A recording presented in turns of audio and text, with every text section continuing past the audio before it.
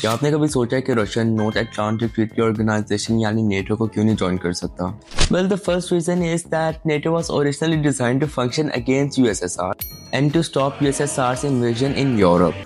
सो इस बात की कोई सेंस ही नहीं बनेगी कि एक चीज रशिया या फिर यूएसएसआर के खिलाफ बनाई गई है और रशिया उसको आके ज्वाइन कर ले। बट हम एक सेकंड के लिए एज्यूम कर लेते हैं कि जो पुतिन है वो एक दिन सुबह उठा और उसने सारे नेटो कंट्रीज इंक्लूडिंग अमेरिका के साथ दोस्ती कर ली and now NATO is ready to adopt Russia.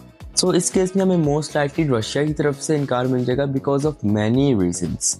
Well see, NATO का एक रूल है कि जो भी नेटो कंट्रीज हैं उन्हें अपनी वेपन्स, आर्मी एंड एवरीथिंग आपस में शेयर करना पड़ता है जिससे एक यूनाइटेड आर्मी बनती है।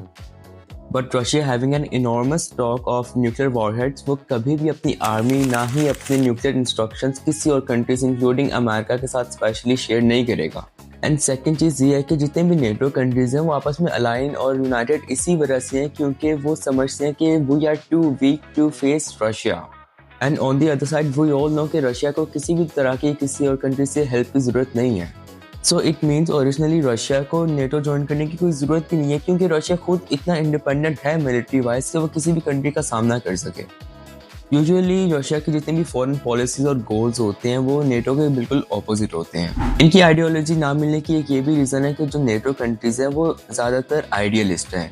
मतलब वो इंटरनेशनल रिलेशंस, इंटरनेशनल ऑर्गेनाइजेशंस और इंटरनेशनल पीस इस्टेब्लिश करने में बिलीव रखते हैं। Whereas Russia, North Korea and China ये कंट्रीज रियलिस्ट हैं जो कि सिर्फ पावर में बिलीव रखते हैं।